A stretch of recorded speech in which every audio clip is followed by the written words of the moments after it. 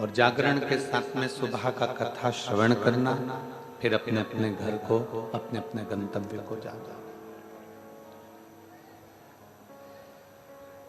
एक भक्ति और एक मुक्ति, दो साधनों के साथ में शिव पुराण चलती है।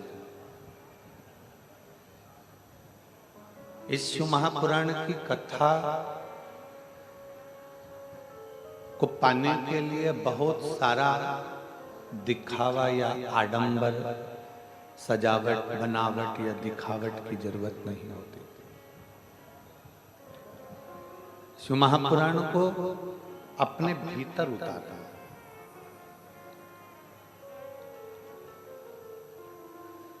शिव क्या है उसको हमें पहचानना।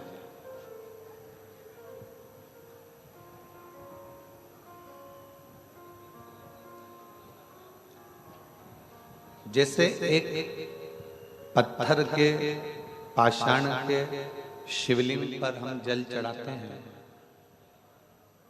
पाषाण पर, पत्थर के शिवलिंग पर जल चढ़ाते हैं, तो हमारा यह मन कहता है कि इसमें शंकर बसता है,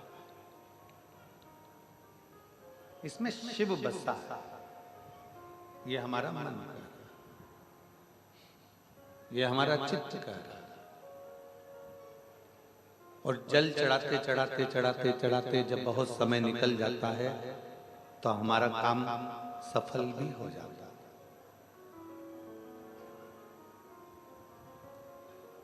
मतलब जिस शिवलिंग पे हम जल चढ़ा रहे हैं, जिस शिवलिंग पर हम पूजन कर रहे हैं, अर्चना कर रहे हैं, उसमें हमारा शंकर बसा हुआ है, उसमें मेरा देवाधिदेव महादेव बसा हुआ है।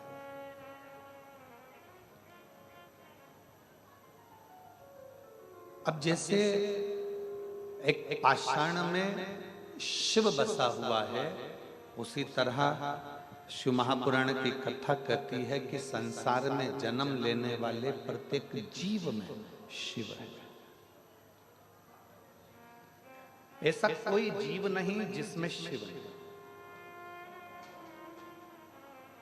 हर जीव में शिव बसा हुआ है, शंकर बसा हुआ है। जीव ही शिव है, शिव ही जीव है।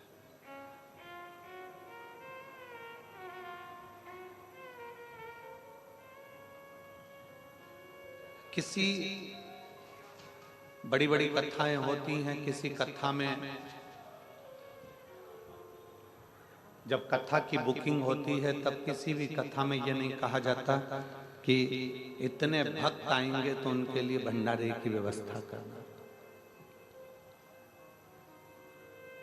और जब सीहोर में कथा की बुकिंग करी जाती है तो ये कहा जाता है कि जो भी शिव भक्त रात्रि को रुकेंगे उनके लिए मुख झूठा कराने के लिए भंडार व्यवस्था करना है। कारण ये इतने सारे जो जीव हैं, ये जीव नहीं, इनमें शिव है। और हम भगवान को भोग लगाएं ना लगाएं, पर इन जीवों को शिव समझकर अगर भोग लगाते हैं तो हमारा शिव कृपा करता है, हमारा शिव करुणा करता है। कितनी सुंदर बात लिखी है कि मंदिर में शंकर है और मंदिर के बाहर भी शंकर है। पूजन करने वाला भी शंकर है, जल चढ़ाने वाला भी शंकर है, और जल जिस पे चढ़ रहा है वो भी, बोलो बोलो जम के, शंकर। मंदिर में भी शंकर बैठा है और घर में भी शंकर बैठा है।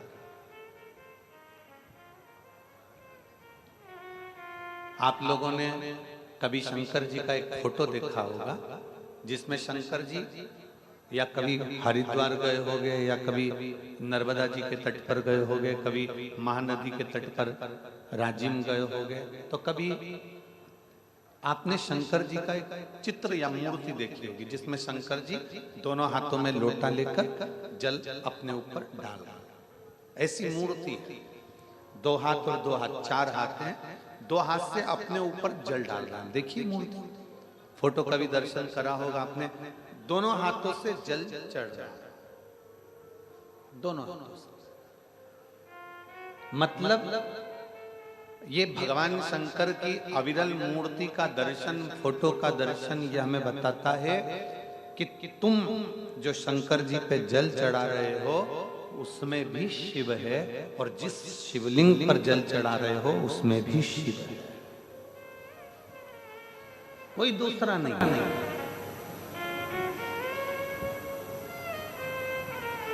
आज के जमाने में लोग कह देते हैं कि तुम भगवान शंकर को मत भजो, राम को मत भजो, कृष्ण को मत भजो, तुम इसको मत भजो, तुम उसको मत भजो, तुम हमारे धर्म में आ जाओ। केवल एक सनातन धर्म हमें बता देता है कि सब जीवों में परमात्मा बसा। किसी भी धर्म में, किसी दूसरे धर्म में जीव का आदर करना नहीं सिखाया कि अरे ये मर जाएगा इसको दुख होगा, ये कट जाएगा इसको तकलीफ होगा। केवल एक सनातन धर्म ऐसा है जिसमें एक छोटी सी चींटी को भी अगर कष्ट होता है तो हम कहते हैं कि पाप लग जाएगा, भगवान दुखी हो जाएगा, क्योंकि जीव में शिव बसा।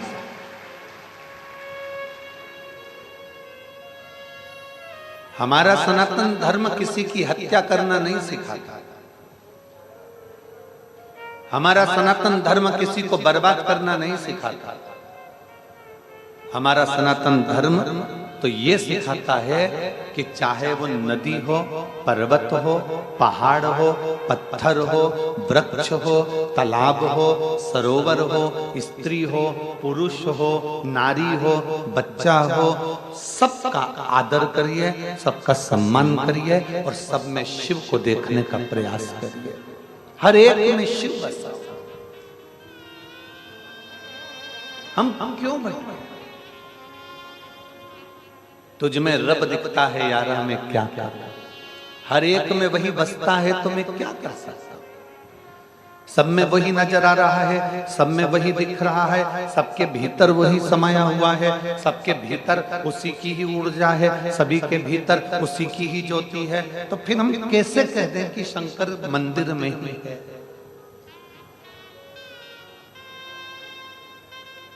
मेरी जीजियों, मेरे जीजाओं, मेरी माताओं, मेरी बेटियों, मेरे जीजाओं, मेरे भाई, मेरे बेटी बेटाओं से निवेदन है, आप एक लोटा जल लेकर जब शंकर जी के मंदिर में जाते हो ना, शिव के मंदिर में जब एक लोटा जल लेकर पहुंचते हो ना, तो ये मानकर चलना कि तुम्हारे मन में अगर आ गया कि मुझे एक लोटा जल शंकर के मंदिर में चढ़ाना है, तो समझ लेना कि अब शंकर जी ने सोच लिया कि तेरा दुख मिटाना है, इसलिए अपने मंदिर तक तुझे बुला रहा है। तेरा दुख समाप्त करना है, इसलिए तुझे मंदिर तक बुला रहा है। आपके क्षेत्र में अगर कहीं शिव महापुराण की कथा हो रही है, कुबेर भंडारी कहीं कथा करने के लिए आपके क्षेत्र में अगर पहुंचे हैं और कहीं कुबेरेश्वर बाबा की कृपा आप पर हुई है और नजदीक में 100 किलोमीटर, 50 किलोमीटर, 70 किलोमीटर, 150 किलोमीटर की दूरी पर, 200-300 किलोमीटर की दूरी पर अगर शिव महापुराण की कथा हो रही हो और तुम्हें कानों में सूचना मिल जाए कि कथा हो रही है, तो मुझे जाना है। और अगर कथा के मंडप तक अगर पहुंच जाओ तो समझ लेना कि शंकर को तेरा दुख काटना था, इसलिए बुलाया। तेरी तकलीफ को काटना है, तेरे कष्ट को मिटाना है, इसलिए शिव ने तुझे खींच कर कथा के मंडप तक बुलाया, तुझे खींच कर कथा तक बुलाया। और कृपा की ना हो जो आदर तुम्हारी, तो सोनी रे अदालत तुम्हारी, गरीबों के दिल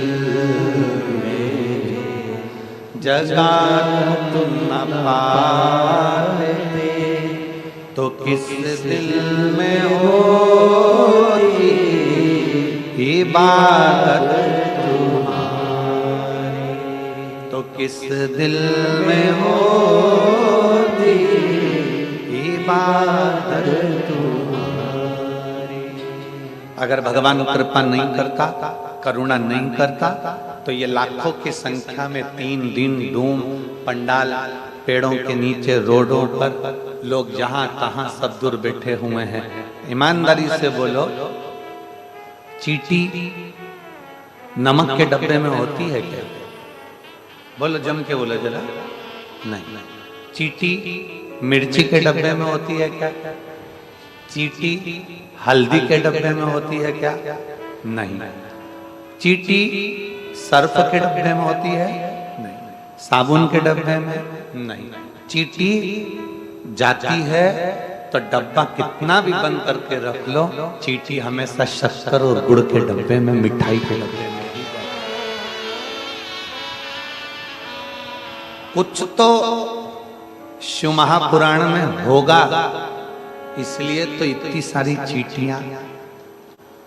कुछ तो शिव महापुराण में होगा, तब तो भक्त भगवान के पास जा रहा है।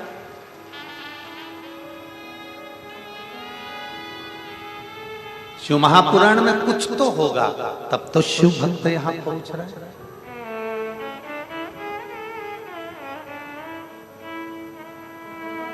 और जितने लाखों की संख्या में आप लोग आते हो, अगली कथा में उतने लाखों की संख्या में फिर आप टीवी पर देख लेते। बोलो, देखते हो कि नहीं देखते? फिर लाखों की संख्या, फिर अगली कथा कहीं होती है, फिर लाखों की संख्या में आप देखते।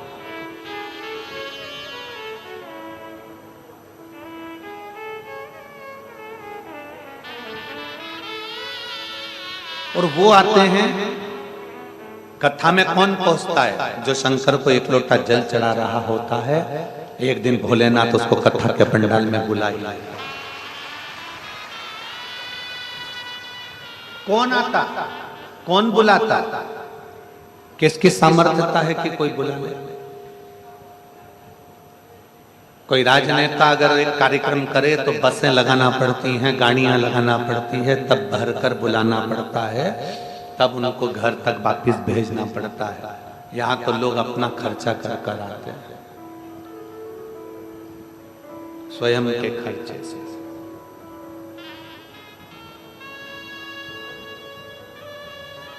ना जाने कहां से 50-100 रुपए, 150-200 रुपए इकट्ठे करते हैं, तब अपने गांवों से चलते चलते धमतरी उतरते हैं। धमतरी से फिर जरा विचार करना,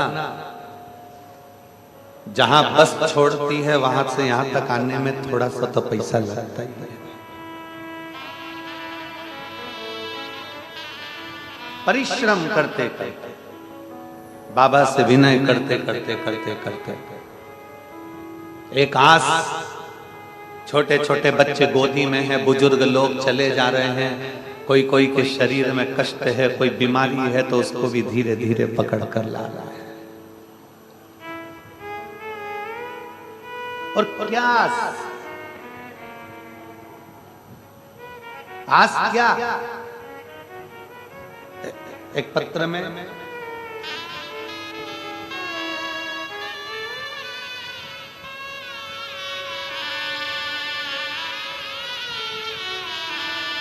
मेरा नाम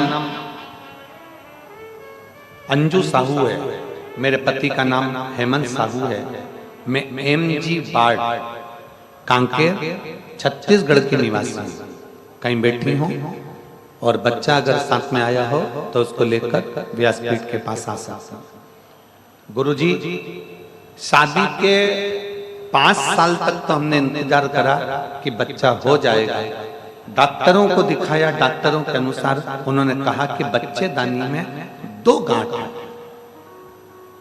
बच्चेदानी में 2 गांठ है, जिसका इलाज हमने धमतरी में भी कराया, रायपुर में भी कराया, पर गांठ समाप्त नहीं।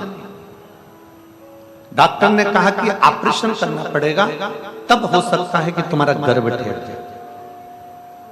रायपुर के डॉक्टरों ने बच्चेदानी को कहा कि संतान का चांस मत लेना, क्योंकि गर्भाशय में 2 गांठ, बच्चा ठहर नहीं रहा था। हम ऑपरेशन के लिए फिर भी तैयार हो गए। फिर हमने किसी के कहने पर ऑपरेशन की तारीख तो ले ली, पर हम ऑपरेशन कराने के लिए नहीं गए। टीवी में 2023 में शिव महापुराण की कथा सुनी और बाबा से सफेद आंकड़े की जड़ का प्रयोग करा और बाबा से विनती करी, बाबा आपका चढ़ा हुआ जल सारी बीमारियों को ठीक कर देता है, तो मेरी भी गर्भाशय की दोनों गांठों को ठीक कर दो। जल पीना प्रारंभ करा, सफेद आंकड़े की जड़ भी बांध ली और बाबा की कृपा से गर्भ ठहर गया। और गर्भ ठहरा तो 18 जनवरी 2024 को मेरे गर्भाशय एक बच्चे ने जन्म लिया और दोनों गठान भी नहीं निकली और बाबा की ऐसी कृपा हुई कि मैं ठीक। अगर बच्चे को लेकर आई हो तो आ सकते हैं। अगला पत्र, मेरा नाम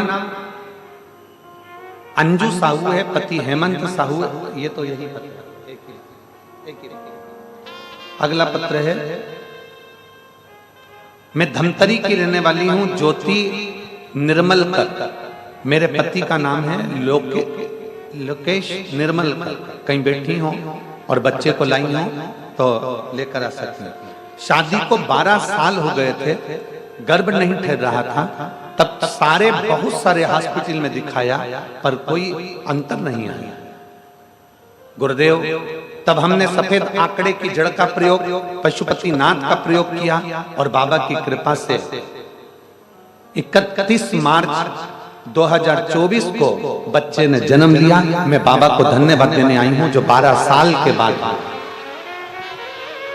10 साल 12 साल। अगला पत्र, मैं चंपा राठौर, पति श्री शंकरलाल राठौर, ग्राम सामतपुर, जिला अनूपपुर, मध्य प्रदेश की निवासी हूँ। गुरुदेव, कहीं बैठी हो तो अपने बच्चे को ला सकती हैं।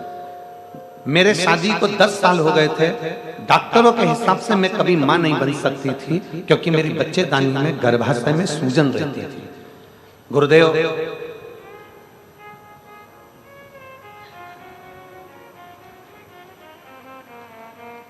समय निकलता गया पर मेरे गर्भ से संतान की प्राप्ति नहीं हुई। तब मैंने पशुपतिनाथ का व्रत किया और सफेद आंकड़े की जड़ का प्रयोग करा। बाबा की कृपा से 10 साल के बाद मुझे संतान की प्राप्ति हुई। अगला पत्र, मैं माधुरी मणिराम साहू, ग्राम कंवर, जिला बालोद की निवासी हूँ। मेरी शादी को 13 साल हो गए थे। मैं आर्मी के बड़े बड़े हॉस्पिटल में इलाज करवा चुकी हूँ। गुरुदेव, फिर भी मेरे घर में संतान का सुख नहीं आया। बड़े बड़े हॉस्पिटल में इलाज कराने के बाद जब मैंने सफेद आंकड़े की जड़ का प्रयोग और पशुपतिनाथ का प्रयोग करा तो 14 साल बाद 27 जून 2023 को मेरे घर में बच्चे ने जन्म लिया। मैं बाबा को प्रणाम करने के लिए, जरा विचार करिएगा, चींटी नमक के डब्बे में नहीं जाएगी, चींटी सर्फ के डब्बे में नहीं जाएगी, चींटी मिठाई के डब्बे में ही जाएगी। उसी तरह भक्त यहाँ वहां नहीं जाता। शिव का भक्त तो शंकर की कथा में ही पहुंचकर अपने दिल की बात करता।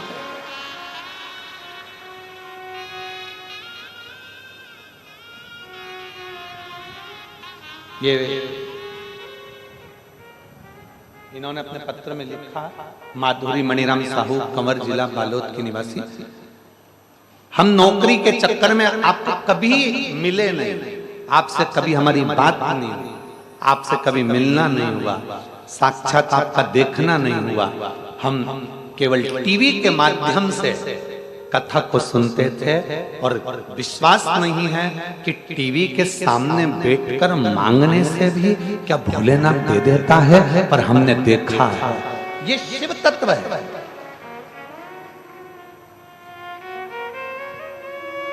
ये शंभु है। आपके भीतर का विश्वास दृढ़ करोगे ना तो परमात्मा को मिलने में देरी नहीं लगती। बस एक निवेदन आपको और हम सबके लिए है। सफलता पाने वाले ढेर सारे मिलेंगे जिनको सफलता मिली, ढेर।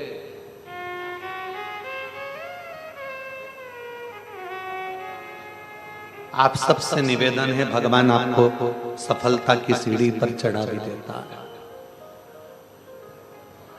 मेरा भोले बाबा आपको सफल बना भी देता है। सफलता पाने वाले ढेरों मिलेंगे, पर संतुष्ट होने वाले बहुत कम मिलेंगे, बहुत।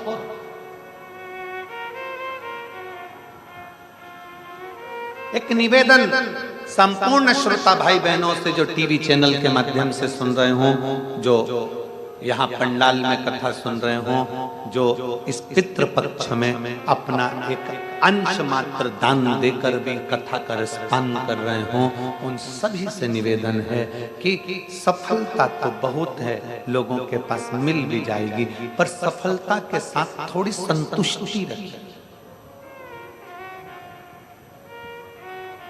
सफलता के साथ में थोड़ा संतोष रखिए।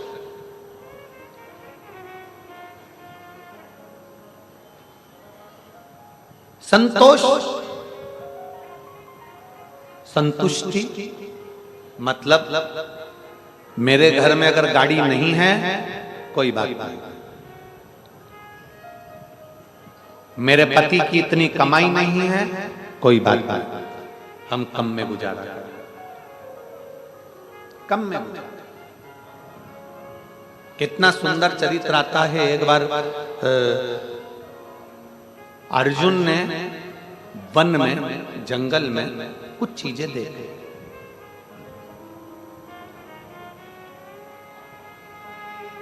अर्जुन ने जंगल में देखा दो कुएं हैं। अर्जुन जंगल में देख रहा है कि दो कुएं हैं, दोनों पास पास में, दोनों की दीवार लगी है, एक कुआं यहां, दूसरा कुआं यहां। अर्जुन ने देखा कि एक कुएं में पानी भरा है और दूसरा कुआं पूरा खाली की। दो कुएं हैं, एक भरा, दूसरा जम के बोलो खाली। अर्जुन देखकर आश्चर्य कर रहा है कि दोनों पास में, तो कम से कम दोनों में पानी होना चाहिए। जो कुएं पास पास में होते हैं तो उसमें पानी आ ही जाता है, और इसमें तो है ही नहीं। अर्जुन ने देखा आगे जाकर एक गाय अपनी बच्चिया को, गाय अपनी बछड़ी को जन्म देती। गाय ने बच्चिया को जन्म दिया। अर्जुन ने देखा कि अभी तक हमने देखा है कि जन्म के बाद बच्चिया गाय का दूध पीती है। आज अर्जुन ने देखा कि गाय ने बच्चिया को जन्म दिया और गाय बच्चिया का दूध पी रही थी।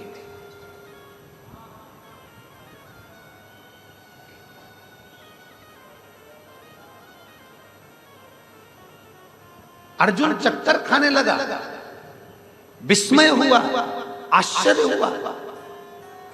हमने देखा है कि गाय बछड़े को जन्म देती है, बच्चिया को जन्म देती है, गाय बछड़ी को जन्म देती है और बछड़ी गाय का दूध पीती है। पर आज अर्जुन ने देखा कि जिस बच्चिया को गाय ने जन्म दिया, गाय उस बच्चिया का दूध पी रही है। आश्चर्य। फिर आगे अर्जुन चले। अर्जुन ने चलते चलते फिर देखा एक हाथी, उसके दो मुंह, दो सूंड, दो मुख, हाथी के दो मुंह, और हाथी दोनों मुख से भोजन कर रहा है तो भी हाथी का पेट नहीं भरा रहा। हाथी दोनों मुख से खा रहा है, भोजन कर रहा है, तो भी हाथी का पेट नहीं भरा। अर्जुन विस्मय में पड़ गया, ये क्या है? फिर देखा अर्जुन ने एक बड़ा सारा पत्थर पहाड़ पे से लुढ़कता लुढ़कता आ रहा है, उस पत्थर ने बड़े बड़े वृक्ष को गिरा दिया, एक घास का तिनका उस पत्थर को रोक दिया। घास का तिनका, एक बड़ा सारा पत्थर पर्वत पे से लुढ़कता लुढ़कता आया, सारे वृक्षों को गिरा दिया, बड़े बड़े वृक्ष गिर गए, पर एक घास के तिनके ने उस पत्थर को रोक दिया। घास के तिनके ने उस पत्थर को ठेला, रोक। अर्जुन से सहन नहीं, आगे बढ़ा, सामने से द्वारकाधीश आ रहे थे, सामने से भगवान द्वारिकानाथ भगवान कृष्ण रथ पर सवार होकर आ रहे थे। अर्जुन ने हाथ देकर रथ को रोका, रथ रोककर प्रणाम किया, जय द्वारकानाथ, जय द्वारकाधीश। द्वारकानाथ ने नीचे उतरे, पूछा, अर्जुन क्या बात है, आज तुम कुछ आश्चर्य में पड़े से लग रहा है, कुछ संशय में पड़े से लग रहा है, तुम्हारे भीतर कोई संशय है क्या अर्जुन? अर्जुन, तुम्हारे अंदर कोई संशय है क्या? आज तुम संशय में पड़े लग रहे हो, आज तुम संशय में दिख रहे हो, क्या बात है, क्या हो गया? अर्जुन चुप चुप, मौन, स्तुप, बोल नहीं, खड़े, द्वारकाधीश को देख, द्वारकानाथ को देख।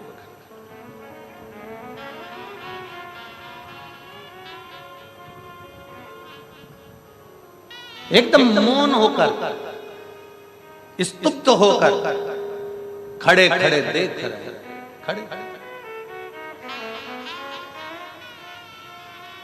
द्वारकाधीश बार बार पूछ रहे हैं, अर्जुन बोलो, अर्जुन बोलो, पर बोल।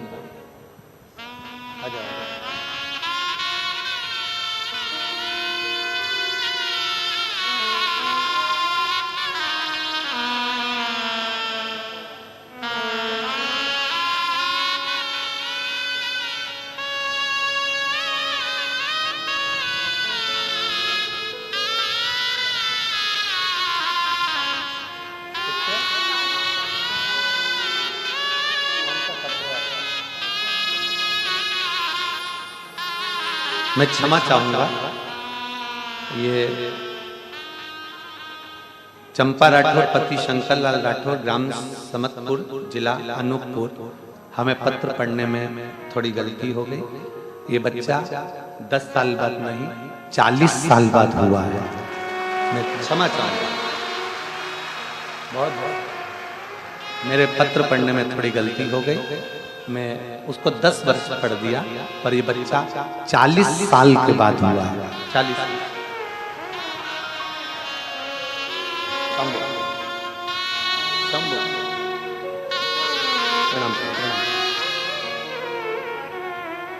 अब रोइए नहीं, अब तो खुश होइए, बाबा दे दिया। शंभू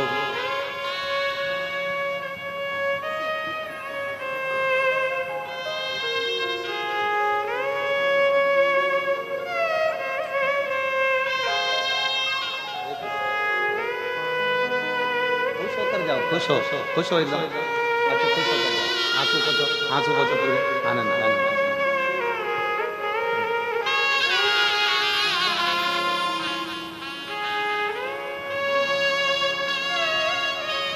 मैं चंपा राठौर, श्री शंकरलाल राठौर, ग्राम सामतपुर, जिला अनूपपुर, मध्य प्रदेश का निवासी हूँ। मेरा मोबाइल नंबर ये है।